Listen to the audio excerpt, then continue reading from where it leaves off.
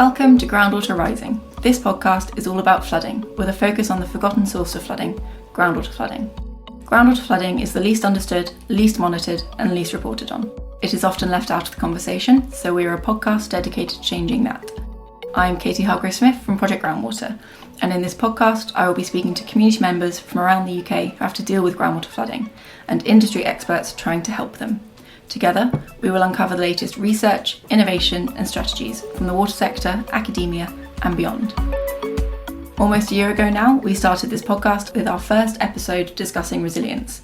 The new buzzword of flood risk management, we looked at what resilience even means and why it matters that there's no clearly set definition. So it feels right that on episode 12, we are circling back and continuing that conversation. Today, we will discuss how we turn resilience from a catchy buzzword into something tangible that we can measure. Joining me today are Mike Cowdy and Nora Balboni. McGregor Coxall is a company that plan and design vibrant, resilient cities, places and environments, informed by research from their biourbanism lab. They have joined Project Groundwater to support us in building a resilience framework to ensure our project delivers our goal of supporting communities to be more resilient to groundwater flooding. Mike Cowdy is the UK founder and director of McGregor Coxall, bringing over 20 years of international experience in landscape architecture and urban design across the UK, Australia, China and the Middle East. He specialises in creating regenerative environments that harmonise natural systems, cultural heritage and community needs. Nora is an associate and environmental engineer at McGregor Coxall, a chartered engineer and water and environment manager with expertise in environmental design and planning, with a particular focus on sustainable drainage, flood resilience and water efficiency. Nora, can you please introduce yourself? My background is in sort of flood resilience, sustainable drainage. I joined McGregor Coxall to work with Mike because I was interested in this sort of interdisciplinary approach. So as an engineer working with landscape architects, urban designers, it really unlocks the ability to see things from a different lens and to kind of find more out-the-box solutions to problems. And yeah, we're really using this interdisciplinary thinking on this project to try and build this resilience framework, which, yeah, I'm sure we'll delve into a bit more detail in this podcast. Great, and Mike? Hi, yes, I'm Mike Cowdy, and thanks for the introduction, Katie. And it is really exciting to be on here with Nora. We've basically, I guess, been on a bit of a journey in looking at the benefits of interdisciplinary thinking with regards to such a complex topic such as resilience. My background is in actually urban design and landscape architecture, and that kind of journey in those topics, in particular urban design, highlighted that you need to look at a whole sum of these parts together to understand how to solve the problems. And in that kind of pursuit, it led me to realise that disciplinary focused approaches tend to be quite narrow. When you start to blur the lines between disciplines, it allows for more different thinking and more complex problems being solved with complex, I guess, easy to use solutions. So in this case, I think for the topic of resilience, it's allowing the engineering, the landscape, the nature, the communities and all the other specialists to come together to try and solve such a complex topic. And actually I feel like I remember that on your team you have a set designer as well, so really bringing out different perspective in different industries, which is, I just think, really cool. So to start off, and it's slightly off topic, but can you please explain what biourbanism is? Biourbanism really is a reflection of our philosophical goal of rebalancing our relationship with nature. Historically, we've obviously in the last 200 years disconnected our relationship with nature through the kind of industrial revolution. And arguably now our cities are very much our habitat, which are primarily urban conditions. Biourbanism is really looking at that rebalancing of that relationship so that when we look at our cities, we see them as almost natural ecosystems rather than just highly urbanized ecosystems. And so as a practice, we pursue that. We work across a whole multiple of scales of projects. So it can be as large as a whole region. It can also kind of go down to the micro detail of a piece of public space or a small little detail of a street. And the point is you've got to think of it in that way because everything we do has a direct impact on something else. So by adopting this holistic overseeing role with this philosophy, we know we can create ultimately a better outcome for people and nature and obviously the prosperity for people where they live, so they have a better lifestyle, better quality of life. Yeah, I would say that kind of philosophy has really helped us develop this framework for resilience as well, because biourbanism was developed to look at place, designing places and environments, but it can also be used to understand concepts like resilience, which are obviously equally as multifaceted. There's things like infrastructure that play into resilience. There's things like nature or green spaces that feed into it. But there's also like institutions or economic aspect. So it's like just using that philosophy that everything is part of this greater sum has really helped us sort of kickstart the thought behind how do we start to measure resilience. The word biourbanism arguably is not the easiest word to get your head around, and I don't think it's probably necessarily a user-friendly name. But I think for me personally, and I think for Nora, it's the philosophical goal of what we're trying to do that's more important, and that is ultimately trying to get people together of all kind of different disciplines and all different parts of the community and all different parts of the government to really holistically get to the kind of nuts and bolts of these places and try and recalibrate them so that they are naturally more in balance. And that is really the underlying goal that we take forward on all these projects. And so removing the word biourbanism, that is actually what we're trying to do on every project. And that fits in a lot with flooding, I feel, because we've spoken a lot on this podcast about there is this big divide between people and the environment, and we see ourselves as separate, and that has become part of the issues of flood risk because we've just built on places we assume that we can control, not really considering that the environment is not something we can control, and then that leads to all of these issues. And equally, the responses that people want is often just to fix the problem rather than to work with the environment and see themselves as part of it, and then how they can adapt and how they can work with and be part of that system, and that actually flooding is a natural part of the system that we do need as long as it's not causing massive damage to people and their properties. And that brings us to resilience. But to set us up, I feel like, without going too far, because we have an entire podcast talking about this, can you try and define for me what you mean by resilience? Yeah, sure. I mean, as part of this exercise of trying to build a framework of how to measure resilience, we obviously had to start at blank slate. Well, what does it mean? We need to understand what we're trying to measure before we try to set up a system to be able to measure it. In the literature, which I know the first podcast touched upon as well, there's varying definitions. People disagree. Some things are more infrastructure heavy. Some things are more like policy heavy. We've tried to summarize all of these findings into 3 basic things that we think resilience means in the context of groundwater flooding and potentially just flooding in general. So we've come to the conclusion that it should be the capacity to prepare and resist, knowing something's going to happen and then being able to resist negative impacts to yourself, then to respond and recover during and sort of immediate aftermath, having the tools in place to be able to manage an adverse event coming at you. And then the final thing is to learn and adapt. So from an event to actually then come back out of it later in a higher point of resilience because you've gained the knowledge of what happened. And I think the important thing here is that resilience isn't the sort of end point that you reach and you might fill out some metrics. Oh, okay, we're now more resilient and then you're done. I think it's got to be this constant sort of wheel that keeps improving and improving. And it might also go down, if the fabric of the community changes, if the risk profiles change, all these things, you might have ups and downs. But it's this kind of, I guess, constant strive for a better status quo than you were in before. But again, that definition is a working definition, and I think it will change also where you are geographically based on what you value in terms of being resilient. So yeah, I don't think there's a straight answer for that one. And that's why I think there's lots of academic research and papers and stuff looking into it in loads of detail. When we look at resilience, what we're ultimately trying to be is adaptable. And I think what we need to look at is adaptation models in our urban environments, which are really important because it allows rather rigid, very urbanized, fixed areas to have this ability to flex,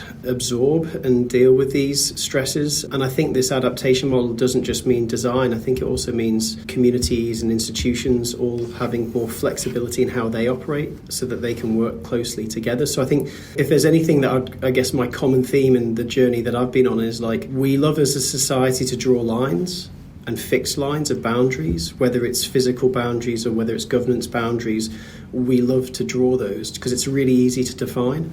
But actually, society, nature really shouldn't have any boundaries. There is no boundaries. So essentially, resilience is about bleeding away those boundaries and allowing more adaptation between them, having more flexibility, more fluidity. And I think that if we adopt that mindset, we will see more resilient environments be considered. That's a bit more of a philosophical perspective on it, but I think it's important that we do break down those kind of fences and allow nature and people to have a slightly more fluid relationship together. And what do you mean by adaptation models? In our kind of city environments and even in rural environments, the way we've kind of constructed our cities is essentially engineered through humans to deal with projected volumes, whether it's water, flooding, whatever. But we haven't actually understood how water really works, because everything we're doing at the moment is just pit and pipe. It goes to a source, it gets funneled through and then causes a backlog flooding. Groundwater is different, obviously, but the point is we need to understand how to work with these natural elements and allow our cities and rural areas to allow for those flexes and those changes. And so I guess for us, nature is a really important part to assist in that, rather than the heavily engineered. Now, I think it's a bit of both in a lot of cases, but I think we've gone down the heavily engineered solutions, which are rigid. Whereas if you look at nature, which has been doing this for millions of years, there is more of an avenue to adapt. You need to have a bit of both. But I think adaptation for me is about that ability for an environment to deal with the stresses and actually kind of expand and contract, rather than just not deal with the stresses, essentially cause critical problems. And I think right now, in a lot of cities, we're seeing these very rigid, engineered approaches of the past crumble because things are changing. Our volumes of water that we're expecting in urban areas is increasing. Our levels of urban heat that we're experiencing is increasing. So these things are quite hard for something that's been designed over a period of time to deal with. What you just said, Mike, also applies to the community itself and like individual people. I guess adaptability is the ability not to go back to status quo always. It's the way to change the way that you as a group or as an individual respond to stresses. The same way that nature would respond, after a flood event, you might get different meandering of a watercourse after an intense event that might help it spread out more. As a community, you might adapt a different way of dealing with an event. You might reach out to different groups in your area, or you might seek support from some different institution to help you get through it. So yeah, the ability to expand into different realms to seek support, I think, is also part of it. And thinking about communities, I think one of the pieces that we touch on a lot when we talk about resilience is this idea that sometimes it can feel like resilience is a way of putting the responsibility back onto communities. Often it's this idea of, oh, you need to be resilient, you need to learn to adapt, you need to do all these things. Is that something you've come across, that sometimes this word can be used as like a battering ram against communities? Yeah, I think that's a really big question that we've been sort of working through as we've been developing this framework. And maybe now's a good point for me just to quickly explain what it does, and then I can touch upon your question. So we've basically just divided resilience into 5 main tranches, and so we call them capitals. I mean, that's a word that's used in literature as well.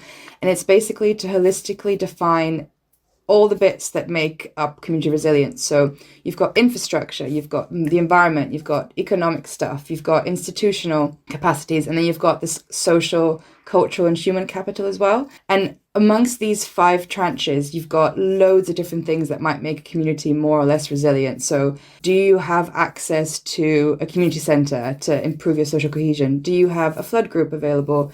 Is access available for critical services during a flood event? The list goes on. Is funding available to recover after a flood? And what it's meant to do is that when we start actually being able to put values against all these things, which communities have these things and which communities don't, or to what extent do they and don't they, we can hopefully help to uncover bits of this resilience wheel that are lacking and bits that are quite strong for certain communities.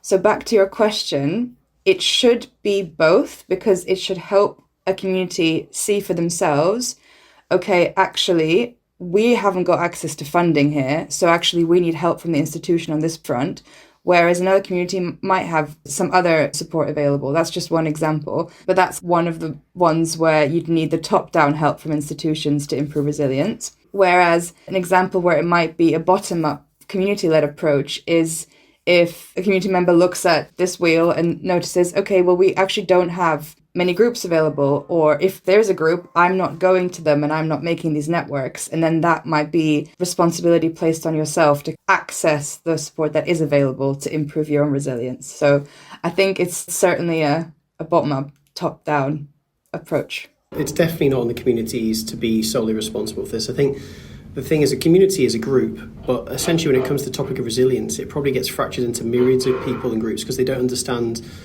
what it is, how it can affect them, what they can do. This framework that Nora has talked about is part of how we like to work, is like try and provide something that hangs the whole thing together and is quite easy to use as a framework that essentially helps inform some decisions and also gives upskills and educates people on this complex topic. So the framework is meant to assist communities in this decision-making process as well as the governance, and therefore it's quite clearly highlighting gaps in areas that need to be filled, whether that's a community's responsibility or whether that's the governance responsibility. That's what this gap does. And I think by doing that, it gives full transparency rather than a pointing fingers attitude. And that's kind of the reason why we've done it, because I think resilience is an extremely complex topic. And if you just kind of like go through all the literature, there's so many different ways it can be explained, but actually arrange it in a way that hopefully does give some sense to it. It allows people to understand where the gaps are, where the gaps aren't, and therefore focus their efforts on it. So it is a shared responsibility moving forward, which ultimately we believe is the right approach. I mean, one thing that reminds me of, which I've been sort of grappling with for a while now, is, you know, who or what institution should be the custodian of this framework and evaluation piece, you know, like, because it has to be something ongoing to kind of measure how projects impact resilience or how resilience is impacted by natural events as well. Who is going to be in charge of that? You know, is it part of a flood group? Is it the local authority? Is it individuals that can access it online? You know, there's so many different ways that this could be embedded within the community or institutions to make it useful. But I think that, yeah, it's a big question mark. I think the ownership is an interesting question because, again, it's that capacity.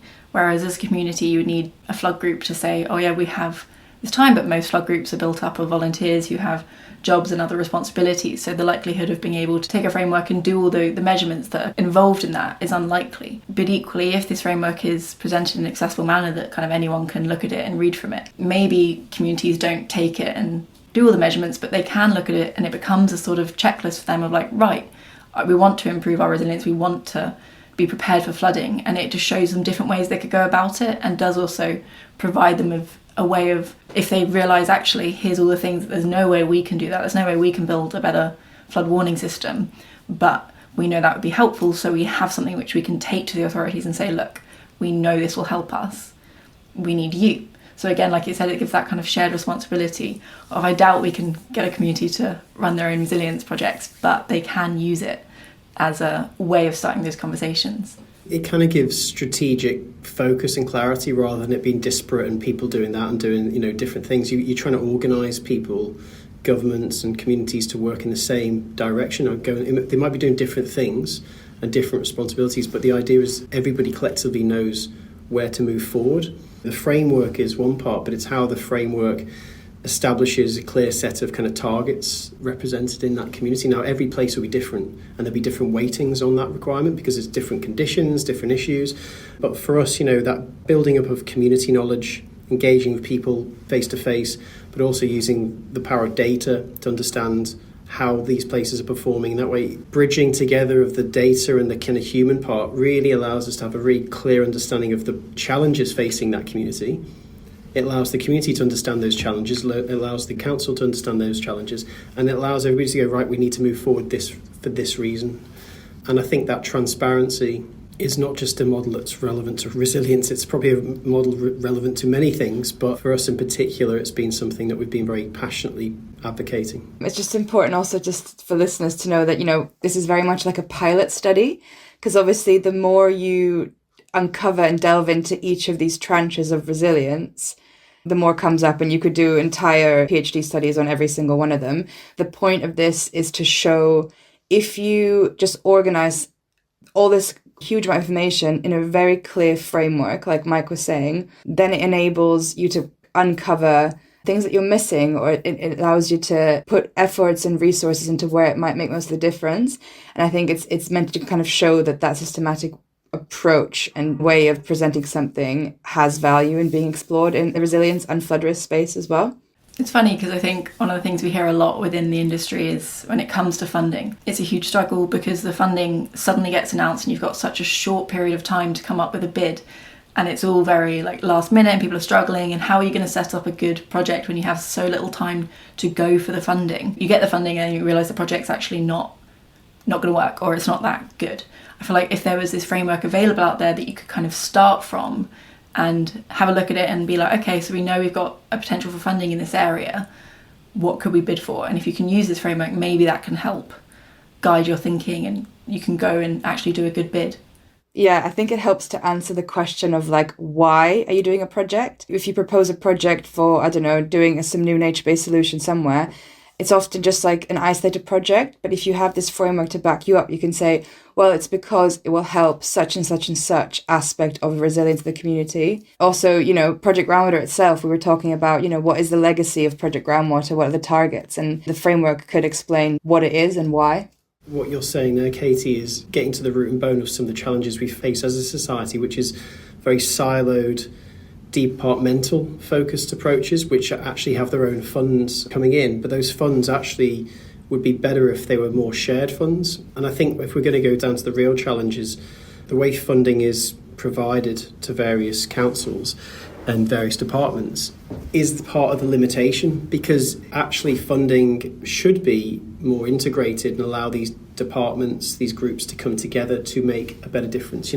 Having a highways agency that might get millions and a parks agency that gets $1 million. There's a real disparity, yet the point is you could actually start to look at how the shared funding models can actually make real integrated difference to places rather than just having little boxes. So the key thing of the framework is to ensure holistic thinking and integrated thinking so that the decisions are bound and supported by a collective of people rather than a certain kind of grouping of people. And I think that's the reason we're trying to do this, is like it allows that kind of holistic process to be bedded in from the get-go of a project. And it's a framework, it's not a gospel, it's not rigid, it's meant to just give people a clear steer to start with, and then that allows various groups and communities and councils to take it in a different way depending on that area. It's meant to give us steering and try and shift away from the silos that dog our society right now when it comes to decisions. I think it's sort of leaning into that idea of cross-benefit as well. So you're doing a flood project, it doesn't only have to benefit like flood resilience, there are other ways in which it could help people and get more people involved, and that actually it's more than just stopping flood water. Well, exactly. I mean, flooding, is this word that strikes fear, but actually flooding or water changes are just part of life. They always are. As a designer, I look at the way water is in a place as something that can be a part of a story of a place. It could be part of the seasonality of a place. It could provide an ephemeral nature to a place. It can kind of allow kids to engage in places differently in the winter to the summer because of the way water is. The ability to look at something more multifunctionally is really important, and flooding is a term that is seen as devastating communities, because obviously it has and it still does, but actually working with water in a more multifunctional way can ultimately bring really great success to a place and actually be part of the ebbs and flows of an environment as well, which people can connect to. So yeah, I think it's a challenge, but it should also be seen as an opportunity. Totally. We were actually talking about that as a team, weren't we, the other day, Katie, that making sure that this message about groundwater gets out there, should it also be the negative but the positives as well? So yes, people need to be aware of the flood risks associated with it, but equally there are positives to it. You can use it to define a place, you can potentially capture it and do something with it. How to ensure that all sides of the coin are brought forward to people in general. Groundwater massively helps us with our water resource. We use it in a lot of great ways. Most of the research out there is to do with groundwater as a water resource. So I think normally we're worried about losing groundwater, but actually with us we're like, oh no, we're worried about the times in which there's too much groundwater. But is there in the future a way that we take this too much groundwater and we make it good? We make it useful, we make it beneficial to people rather than harmful for people, which is a big question and not one we're going to be able to immediately solve. But yeah, it's that kind of turning it around, and as we said at the beginning, the viewing ourselves as part of nature and as part of this ecosystem that's very important and very functional. Most of the issues have been because we've tried to remove ourselves from it. So moving back into this framework, so you mentioned that there are 5 tranches to it. Can we go in a little bit deeper on what those 5 are and how each of them have come about? Sure, yeah. So the 5 capitals, first one looks at infrastructure and physical capital. So those are things like the urban infrastructure we have, our roads, our accessibility to just physical infrastructure that support community functioning. Then we have sort of the flood management assets, hard sort of engineered things that might help us be more resilient to flooding. Part of that is also the actual PFR barriers. I know there's the word resilience in there, but it is a hard, infrastructure thing that you can put in your door and make you more resilient to flooding. We've got things like critical services in there. So essential services that must be functional during a flood event for the community to keep going. And finally, you've got your sort of warning and response systems in there as well. So are we monitoring the groundwater? Do we know when it's coming? Is there systems in place to warn people for it? That's very much the things that you can see in a community. And then as we go through the capitals, you kind of get more and more intangible in nature. So the second one is the environmental and natural capital. So that's things like, what is the flood risk? How much water do we have? How often is it predicted to flood a certain area? It also looks at sort of nature-based solutions. So to what extent have we already got sort of natural solutions to this flood risk?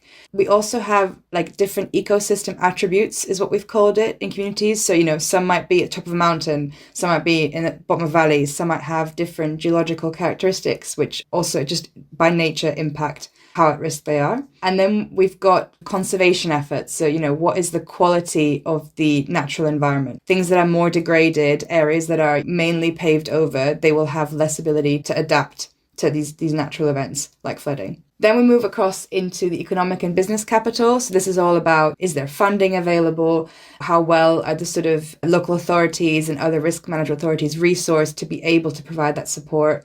How are the businesses in the area? Are they able to bounce back quickly? Are they able to continue during a flood event? What is the employment like in the area? Is it industries that are at risk when it floods, or is it in industries that, everyone works from home and everyone just keeps earning money the same? That's the third one. The fourth one looks at institutions and political capital. Planning policy is a big one that I know Project Groundwater is also interested in. And, is there appropriate consideration of groundwater flooding in the local planning documents? Is it being taken into consideration when new developments are being planned? That will have a big impact. This looks at collaborative partnerships as well. So, is there collaboration between the different institutions, between the groups, to be able to knowledge share, but also to react as a sort of combined force when an event happens, before, during, and after an event? And then the fifth capital, which is the most interesting, and which is, I think, where your guests in the first episode are really diving into, is the social and human capital aspect. So these are things like human capacity. What is the capacity of the individuals to actually respond properly? Knowledge, ability, that kind of thing. It looks at community agency. How connected is the community? Have they got systems to warn each other? Have they got systems to help each other? Have they got the ability to group together and go out to the most vulnerable in the community? And that is by far the most difficult one to measure in terms of putting numbers to it.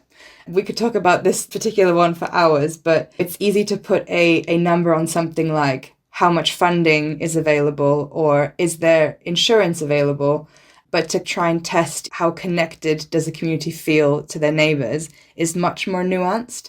And I think that's really where the most effort will have to go into to be able to collect valuable data that actually makes a difference. It's fascinating, that place, because there's so much research going on in terms of what is the most important thing to look at in terms of cohesion. But yeah, we thought it was important to put it in the framework so that it at least is the sort of starting point to be like, look, we need to do more work here, but it cannot be discounted when looking at what resilience means for a community, for sure. And so it's a lot. I need a bell to it's a lot. Run through so many. It's a lot. And how do you come to choosing these 5? Is there already some frameworks that exist that use very similar measurement of resilience, or are these ones that you came up with when doing research? They came definitely from sort of existing frameworks that look at this.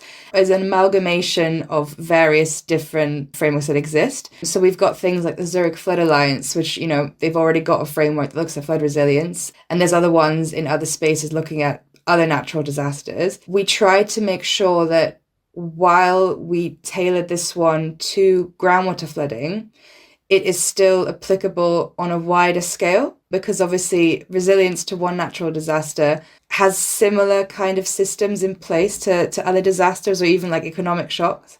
So whilst this one has been tailored, I think there's definitely scope to use it for other things as well. It will open a whole new door of perhaps having a sort of baseline system in place that can be applied nationally, but then being able to easily tailor it as well for like the local context and what you're trying to look at.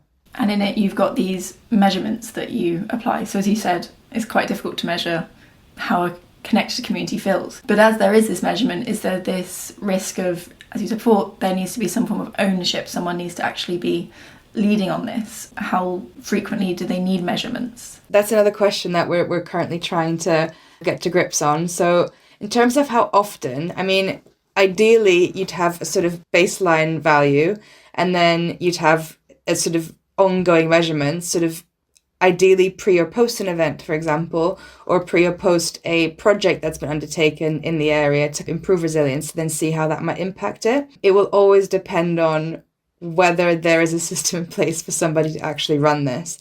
So as part of Project Groundwater, I know someone's looking at sort of potentially setting up a community of practice, having a knowledge pool of experts in a place that then communities can tap into, but equally practitioners can tap into and be part of this community.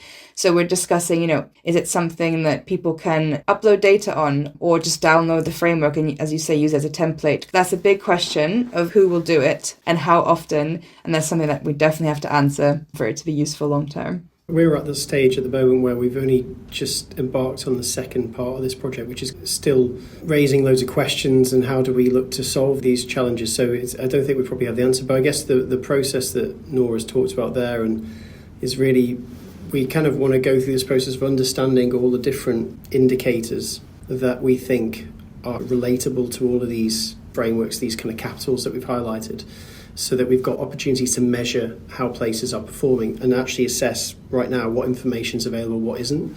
So we're using that as a really good starting point. And there's a lot, of indicators out there that can be used, but there's no point having indicators there that aren't going to really assist. So we're going through a bit of a whittling down process to get to what we think are the core indicators to assess a place on. But then equally, it's not about having this top-down data-centric approach. We need to work with the communities as well.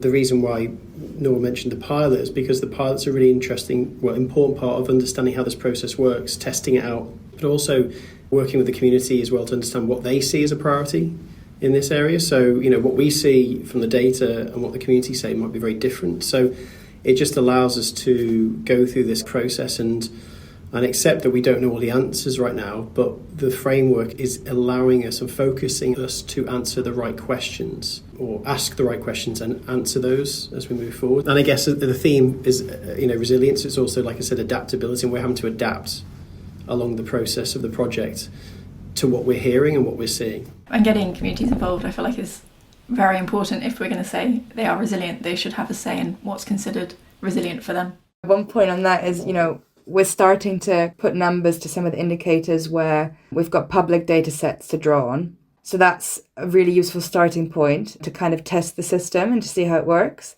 And then the next step, which is, like you say, the fundamental step here, is to reach out to communities to first of all validate the framework with them. We've come up with a range of input from other Project Groundwater members, but it needs to be validated in terms of, is that actually resonating with them in terms of what they think is important for each of these capitals, So that's the first step, validating it with them, understanding where their value systems are. Some might be leaning towards one capital over another. And that's how we can then start to perhaps differentiate the framework and how it's targeted for the different communities. But then the second thing is also actually capturing some of this qualitative data from them. That's a big challenge because surveys can only bring such a level of data. It doesn't really provide the nuances in how people actually feel. So I think ideally you get to a point where you have like a range of different engagement techniques to actually begin to understand some of the more softer elements of the community, like cohesion, for example. But yeah, there's a long process to get to that point still. But it is exciting that the need for this is being uncovered. So we've already discussed that it can be rolled out to more than just groundwater flooding, but I can see so many different uses for something like this. Like once it's a framework that we're happy that works and is useful, I feel like it could be used to test how resilient an area is, and if we actually find out that this area is already really good, it becomes a fantastic case study from which to learn from. Or if we discover actually there's these areas, you can then use it for them. So again, all of these different benefits to something. It's very exciting. I feel like that has brought us to a nice point where we've covered quite a lot on this resilience framework. And one of my big questions that I always ask at the end of a podcast is there anything you think we've not discussed when it comes to resilience and building a resilience framework? I think we've definitely discussed it, but the fact that there is no endpoint to this, it will have to be a continuously evolving process that will change with the communities, but also with what people are working on it, where the funding is, and all this kind of thing. So a never-ending process. It never stops. Resilience is always going to need to be looked at in new lenses because of new challenges and things like that. So I think it's a mindset resilience rather than an end outcome or a specific answer. I think it's just a mindset that you're having to look at something optimistically in a way that you can help solve the problem as best you can, but it'll never be perfect, because ultimately we're talking about our relationship with nature. Groundwater flooding, we can't control it. We have to accept that. And maybe this is a human thing. We feel maybe we can control everything, we can't. So resilience is a mindset that we're just always constantly moving forward, evolving and learning to better improve our ability to adapt and be resilient, but we'll never get the answer to say we are resilient completely. There are things that a flood project, for example, is just not going to be able to fix. So it's going to be very unlikely a flood project's going to come into an area and make them feel more connected to each other, that it's going to improve how each other view their neighbours, how they work together, because we know that areas that have a better connection do better in events, be that pandemic or be that in a flood event. But yeah, it feels unlikely that just one flood project. So it is asking these much larger questions of us as a society, of how the UK or other areas sort of respond to things, how we view risk, how we view our own responsibility. It brings in the idea of citizenship and being active citizens, which I know is something the government had said that they want to work on, but building the ideal of citizenship isn't something that will happen overnight or happen with one project. But as each different places start adopting this, maybe it'll grow. But it's a big task, and it's going to be very hard to do. So I think that brings us to the end of the podcast. Mike and Nora, thank you so much for joining me today. Thanks, Katie. It's been a pleasure. Thank you. Yeah, thanks very much. Thank you for listening to Groundwater Rising. We're a new podcast looking to grow, so please hit the subscribe button on your podcast provider, leave us a review, and tell your friends and colleagues about us. Do you have a topic you'd like us to focus on Groundwater Rising, or would you like to join me to share your personal groundwater flood story? Please email me on groundwaterrising@projectgroundwater.co.uk. That's all for now. We'll be back on the last Thursday of next month with another episode of Groundwater Rising.